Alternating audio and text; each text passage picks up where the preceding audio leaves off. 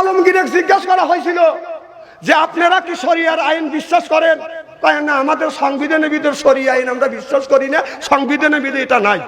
তা ওনারা করুক, ওনারা করলে করুক, আমরা তো বাধা দিচ্ছি না। তাহলে বোঝা গেল আপনার ইসলামী রাষ্ট্র তারাও কথা কয় না, তারাও চায়, প্রত্যেকটা মুসলমান চায় যে যদি ইসলামী রাষ্ট্র গড়ে উঠুক।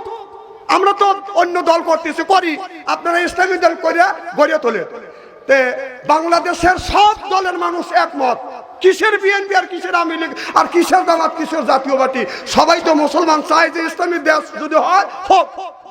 চাইছিল যে 11 দলীয় জোট গঠন হবে। উনি নাটকীয়ত ভাবে একটা জিনিস শুরু হয়ে গেলে আমরা জানি যে হয়ে যাবে, কিন্তু চরমনের পীর সাহেব যার কথা বললে ওজু না করলেই হয় না।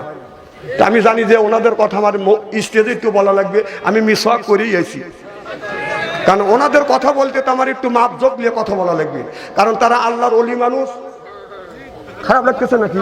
কেন মুখ চোট করলেন? কে কে জানি মুখ চোট করলেন? না না, একজন বলবে রে পারে আপনার পিছন থেকে কারিবা চোট কাছে। আচ্ছা, আমি কোনো কথা খারাপ বলতেছি, যদি আমি খারাপ বলি তাহলে আপনারা বলতে পারেন। তাহলে সবাই আমরা চাইছিলাম যে ইসলামী ঐক্য হবে, ইসলামী রাষ্ট্র ধীরে ধীরে, একবারে তো হবে না, ধীরে ধীরে হবে। একবারে কি শেষ করা সম্ভব? কেউ পারবে না, ধীরে ধীরে হবে। আচ্ছা, একটা মানুষকে হুট করে নামাজি হয়, অন্যায় কাজকে হুট করে ছেড়ে দেয়, ধীরে ধীরে নামাজ পড়তে পড়তে সুদ ছেড়ে দেয়, ঘুষ ছেড়ে দেয়, মিথ্যা কথা ছেড়ে দেয়, আইল ঠেলা ছেড়ে দেয়, অন্যায় কাজগুলি ছেড়ে দেয়, ধীরে ধীরে মানুষ ভালো হয়, তাই হয় না? ঠিক এই দেশটা যদি ইসলামী রাষ্ট্র হয়, আস্তে আস্তে আস্তে আস্তে 2-1 বছর হবে না, 2-4-5-10 বছর লাগবে। মানুষের স্বভাব মানুষের সাথে মিলিয়ে মিশে আপনার পরামর্শ করিয়া কোরআনের ভিত্তিতে দেশ চলবে ইনশাআল্লাহ। কিন্তু আমরা চাইছিলাম সেইগুলো হবে, কিন্তু ওনাদের কথা না বলিতে হয় না। তারা অলির লোক, তাদের কাছে ইলহাম আছে, কিয়ামতের ময়দানে তারা জাহাজ নিয়ে আমাদের পার করবে। তাদের কথা বলতে গেলে আমাদের অজু ছাড়া বলা যাবে না, কারণ তারা যখন আওয়ামী লীগ সরকার ক্ষমতায় আছে তাদের সাথে তারা ছিল, থেকে তাদের ক্ষমতা দিছে। এটা হলো চরমনে পীর সাহেবদের ইমানের দায়িত্ব।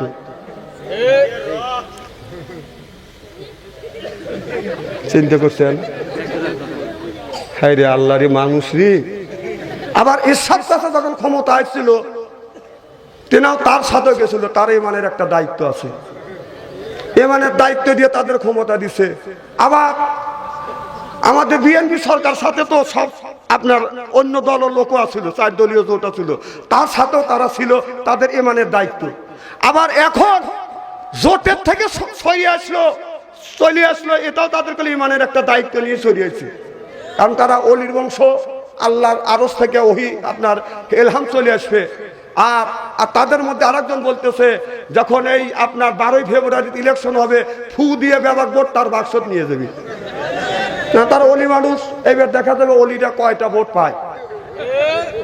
হিন্দুদের ব্যবসা বাদ দিও, হিন্দুদের ব্যবসা আছে, ঠাকুরের বেটা ঠাকুর, বামনের বেটা বামন, যদি পাগল হয়। ঠিক এই ধরনের পীর সাহেবের ব্যবসা হলো, ওনার বাবা ছিল পীর সাহেব, ওনারা হয়েছে পীর সাহেব, ওনার ছেলেরা পীর সাহেব বসে আছে। কথা কর, আর পাবলিক খালি দিবে হাদিয়া, এই হাদিয়া খাবে, আর পেট বড় বানাইয়া বেটারা খালি ফতুয়া দিবে। কতক্ষণ না কে এই এরাই বাংলাদেশে মুসলমানকে এক প্ল্যাটফর্মে আনতে দেয় নাই। 1 বাক্স ভোট দেওয়ার জন্য সবাই যখন রাজি, এরা ইমানের দায়িত্ব নিয়ে এরা চলে গেল। এরা হলো আপনার ইহুদিদের দালাল। দালাল একটু কম করে করিও। কারি ভাই, কথা কি খারাপ বলতেছি নাকি? কি খারাপ লাগতেছে নাকি? তবে চরমনের পীর সাহেবের যদি নাম নেন, অজু করে নিবেন।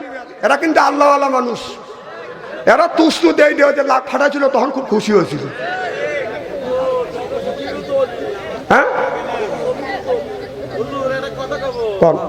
এই যে জামাতের ডক্টর শফিকুল রহমান বলছে আমরা শরিয়া আইনের দেশ পরিচালনা করব না, তাহলে এটার কি বলবেন? উনি ওইটা বলেন নাই, উনি আমার কথা শুনেলেন। উনি বলছে যে শরিয়া আইনে একেবারেই দেশটা পরিচালনা করা যাবে না, ধাপে ধাপে জিনিসটা করা লাগবে। এগুলো আমরা শুনছি তো, না শুনে আন্দাজে বলতেছি না, জিনিসটা বুঝতে হবে। তারা বলছে আচ্ছা, যেই দেশে এইরকম অবস্থা চলছে, একবারে যদি শরিয়া আইন যদি পালন করবে। এখন যদি বলা যায় যদি ইসলামের শাসন হবে তারা কোরআনের বিধান পাশ করে দিবে। এখন আপনার বউকে যদি আপনি উদলো নিয়ে চলান, তারা বলবে বোরখা পরার কথা কর না খেয়ে। আপনি যদি আমি বোরখা পরাবো না, আপনারটা উদম রাখবেন, ওরা কি বোরখা কিনে দিবে নাকি? আপনারটা উদম রাখবেন, আপনি রাখেন কা? এই কথা হলো তাদের। এখন বুঝছো বাবা? আচ্ছা থাকে, ঠিক আছে, বুঝছো তো? আলহামদুলিল্লাহ, এরা এই দিন চায় মারহাবা একটু জোরে কর। না না, যারা ইসলামী রাষ্ট্র কায়েম করবে তোমাকে নামাজের তাগিদ দিবে। তুমি নামাজ না বললে জাহান্নামে তুমি দেবে, ওরা কি তোমার হাতে জাহান্নামে যাবে নাকি? কথা কর না খেয়া। তারা সাহস করে দিবে যে জহরের রক্ত যখন হবে 1 ঘন্টার জন্য অফিস আদালত বন্ধ, খাওয়ানা পিনা করে নামাজ কালাম পড়ে আসবে। তুমি খানা পিনা করলে নামাজ পড়লে না, এটা কি দোষ কি তার? এইটুক করবে কথা। এখন বুঝছে বাবা, মানুষ বসে লেতে জোরকার মার হবা। আমি কোনো পক্ষে নিয়ে কথা বলতেছি না। আমরা মুসলমান, আমাদের দায়িত্ব। আমরা চাই যে আমরা সবাই নামাজি হই। আমরা চাই না কেউ জাহান্নামে যাক, সবাই জান্নাতে যাক, এইটা আমরা চাই। জোরকম ঠিক কিনে নারে তাকবীর। তাকবীর হয় না কে? তাকবীর হবে 2টা। আমরা ছোটবেলায় কারিবাই ফুটবল খেলছি, বিয়ের তোর অবিবাহিত খেলছি না? অনেকদিন একবার বিবাহিত বাড়ছে ফুটবল খেলে, একবার অবিবাহিত বাড়ছি। আজকে আল্লাহর নামে তাকবীর হবে 2 দলে বাঘ। এক বাঘ যুবকেরা যারা অবিবাহিত, যারা বিয়ে করে তাদের একটা তাকবীর হবে, আর যারা বিয়ে করছেন তাদের একটা তাকবীর হবে। কারণ ফুটবল খেলায় কোনো সওয়াব নাই। আল্লাহ লিল্লাহে তাকবীর যখন আল্লাহর বরত্ব ঘোষণা দেবো, লক্ষ লক্ষ নেকিকে দিবে। যখন আল্লাহর নামে তাকবীর হবে, যারা বিয়ে করছেন তারা কোনো কথা বলবেন না, জবান বন্ধ রেখেন, আপনাদের এরকম তাকবীর আছে। আর যারা বিয়ে করো নাই, অবিবাহিত, অবিবাহিতরা তাকবীর দিবে। তোমরা গলা পরিষ্কার করো বলে। আর যারা বিয়ে করছেন তারা জানে তাকবীর দিয়েন না, আপনার এরকম তাকবীর আছে। দাঁড়াও, দেখতেছি হাম, দেখো না আল্লাহ তাকবীর। আরে দাঁড়াও, আরে বাবা দাঁড়াও, তাকবীরটা বড় হোক। আর তাকবীরটা বড় হোক, আমি দেই, আমার সাথে দাও, দেখি তোমরা পারো কিনা বিবাহিতদের সাথে। এবার রেডি? যারা বিয়ে করছেন মুখ বন্ধ। নারে তাকবীর। আলহামদুলিল্লাহ, বসো।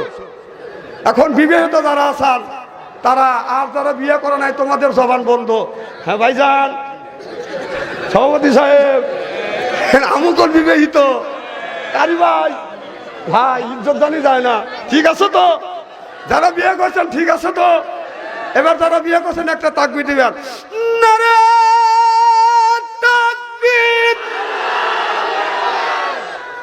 বিবাহিতরা অবিবাহিত জয়যুক্ত হয়েছে, অবিবাহিত জয়যুক্ত হয়েছে। মানে আমি বিচারের পথে আসে থাক। না না বাবা, আমি তোমাদের বিপক্ষে যাব না, কারণ তোমাদের পাল্লা ভারী হয়েছে তাই।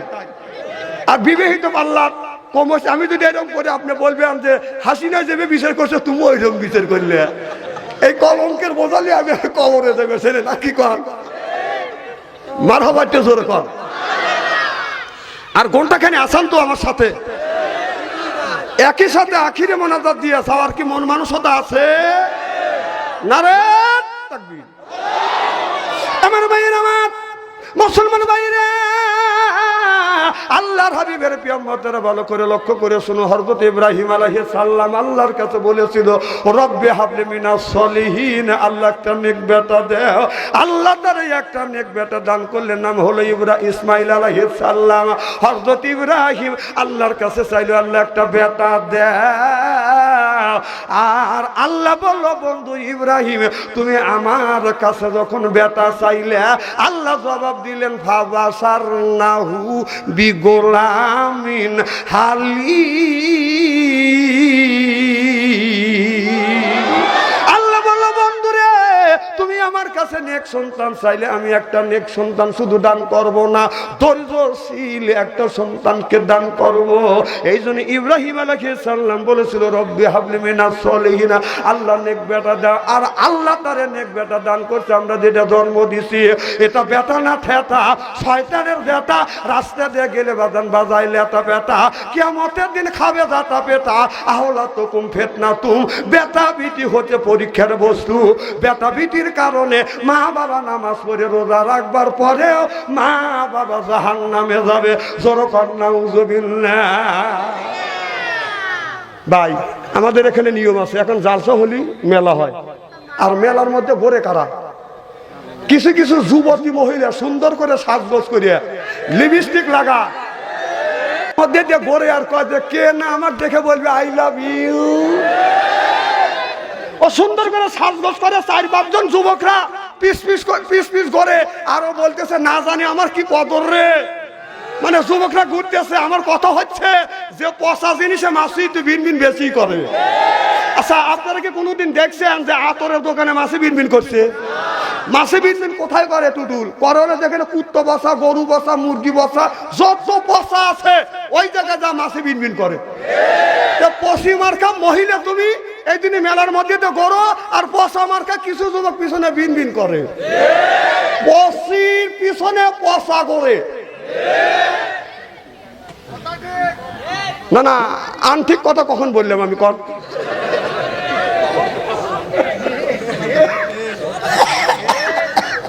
আমার ভাইয়ের আমার ইব্রাহিম আলাইহিস সালাম আল্লাহর কাছে বলল রব্বি হাবলি মিনাস সলিহিন, আল্লাহ তুমি একটা নেক বেটা দাও। আল্লাহ তারে নেক বেটা দান করলো। আর ইব্রাহিম আলাইহিস সালামের ছেলের ইসমাইলের বয়স যখন 12 বছর, আল্লাহ বলো রে বন্ধু ইব্রাহিম তোমার নিজের সন্তান ইসমাইলকে তুমি একটু কোরবানি করো, আমি আল্লাহ আমাকে খুশি করবার জন্য।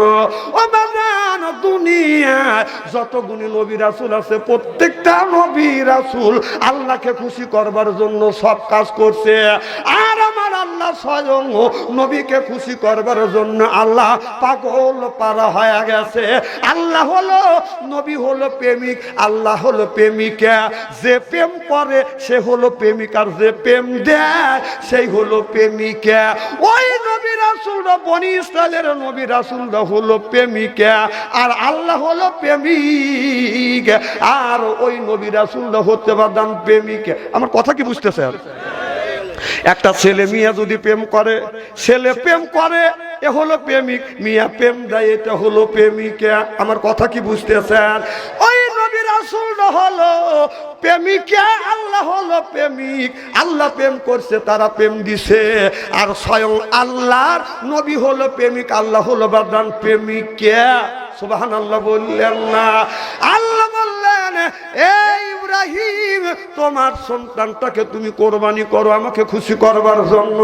হযরত ইব্রাহিম আলাইহিস সালাম তার ছেলে ইসমাইলের কাছে যা বলে, বেটা ইসমাইল, এ বেটা ভালাম্মা আমি তোমাকে কোরবানি করতে চাই।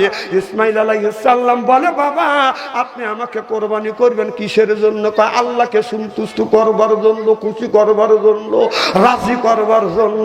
বলে আব্বা আল্লাহর রাস্তায় যদি আপনি আমাকে কোরবানি করেন আল্লাহ যদি খুশি হয়।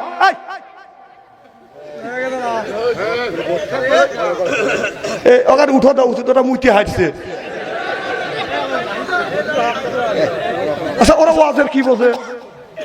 ওরা দেখছে ওর বাপ মা কইতেছে যে বাচ্চা আনসারি আইছে, ওখানে তারা দিছে, তারা দিয়ে ওরা ওর বাপ মা দুজন আরামে ঘুম পাইতেছে।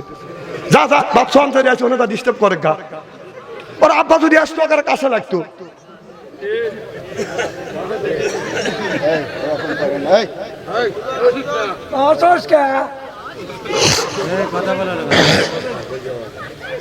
আমি কি ওয়াজ করতেছি ওটা কি বুঝতেছে? খালি সিয়েরা দেখতেছে আমার। আবার আমার ডাক দেখে হুজুর। দেখ আল্লাহ এদের হেদায়েত নসিব করে, জোরে কোন আমিন। কি জানে বলতেছিলাম? ইব্রাহিম আলাইহিস সালাম। সুবহানাল্লাহ, তো জোরে কর, মারহাবা একটু জোরে কর। এবার বাবা ডেকে বলে, বেটা ইসমাইল আমি তোমাকে কোরবানি করব। ফালাম্মা বাবা আমি তোমাকে কোরবানি করব। ছেলে বলতেছে আব্বা কেন কোরবানি করবে? বলে বেটারে আমি যদি তোমাকে কোরবানি করি আমার আল্লাহ খুশি হয়ে যাবে, রাজি হয়ে যাবে।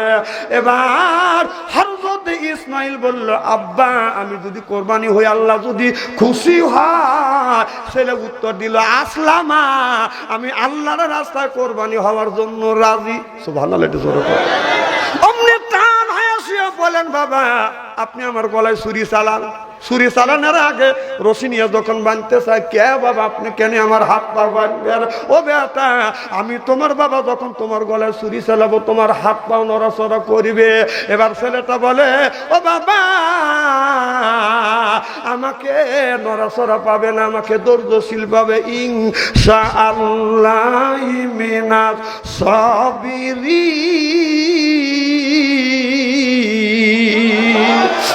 আপনি ধৈর্যশীল পাবেন, আমি একটুকু নড়াচড়া করব না।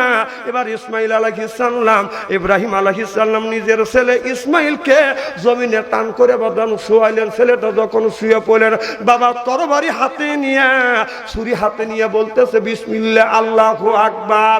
ইসমাইল শুয়ে পড়ছে, বাবা কোরবানি করবার জন্য বাদান রেডি হয়ে গেছে। বিসমিল্লাহ আল্লাহু আকবার জবান থেকে উচ্চারিত হচ্ছে, ছুরিটা এইভাবে বাদান যাচ্ছে। এমন সময় আল্লাহ আরশে আজিম থেকে সবকিছু দেখতেছে। আল্লাহ ইন্নাল্লাহ আলিমুম বিজাতিস সুদূর। আল্লাহ বলে জিবরাইল তাকিয়ে দেখ, আমার বন্ধু ইব্রাহিম আলাইহিস সালাম নিজের কলিজার টুকরা সন্তান, একমাত্র সন্তানকে আমি আল্লাহ আমাকে খুশি করবার জন্য নিজের ছেলেকে কোরবানি করতেছে। জিবরাইল রে তাড়াতাড়ি যা, জান্নাত থেকে একটা লোহার টুকরা, বেহেশত থেকে একটা লোহার টুকরা নিয়ে ইসমাইল আলাইহিস সালামের থুতির নিচে যাও ধরো। এই ছুরি যেন গলা না কাটে, পশম যেন না কাটে, ছুরিটা যেন ওই লোহার টুকরার উপরে যেন পড়ে। আর একটা দুম্বা নিয়ে ইসমাইলকে সরাইয়া দুম্বা ছুরির নিচে পাইয়া দেও। আমি আল্লাহ চাই না বাবার হাতে ছেলে কোরবানি হোক। সিল্লাখন আল্লাহু আকবার। জিবরাইল আলাইহিস সালাম বলে, আল্লাহ আমি আছি 7 আসমানের উপরে সেই বড়র গাছের নিচে। ও আল্লাহ, আর তিনি 7 আসমানের নিচে আপনার মিনার ময়দানে নিজের সন্তানকে জমিনে শোয়াইয়া বিসমিল্লাহ আল্লাহু আকবার উচ্চারণ হচ্ছে, আর ছুরিটা যাচ্ছে। আল্লাহ এত দূর থেকে আমি কেমন করে যাব? আল্লাহ বলে জিবরাইল তোমার তাড়াতাড়ি যাইতেই হবে। হাদিস শরীফের মধ্যে আছে আল্লাহ জিবরাইল আলাইহিস সালামকে 600টা পাখা দিছে, 600 পাখা দিয়ে বাদান টান মারছে। জান্নাত থেকে লোহার টুকরা আর দুম্ব নিয়ে আইসে দেখে ছুরি যায় নাই, যাচ্ছে। তার আগে লোহার টুকরা নিয়ে এসে হাজির হয়ে গেছে।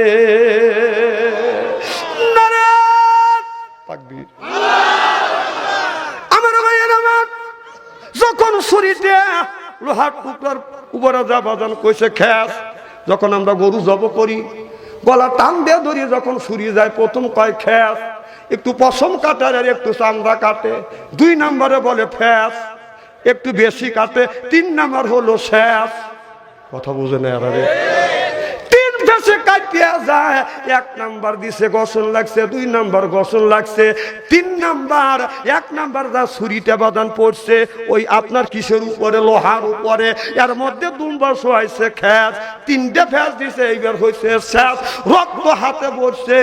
ইব্রাহিম আলাইহিস সালাম জানে নিজের কলিজার টুকরো সন্তান ইসমাইল কোরবানি হয়ে গেছে। চক্ষু বন্ধ করে ছুরিটা হাতে নিয়ে আল্লাহর দিকে তাকাইয়া বলে, মাওলা, আকাশের দিকে তাকাইয়া বলে, আল্লাহ আমার একমাত্র কলিজার টুকরো সন্তান ইসমাইলকে কোরবানি করলে, আল্লাহ তুমি কোরবানিটা কি কবুল করেছো? আল্লাহ বলে, বন্ধু তুমি চোখ খোলো, তোমার কোরবানিটা কবুল করছি। চোখ খুলে ছায়া দেখে দুম্ব কোরবানি হয়ে গেছে, আর ছেলে পাশে দাঁড়া আছে। সিল্লাখন আল্লাহু আকবার।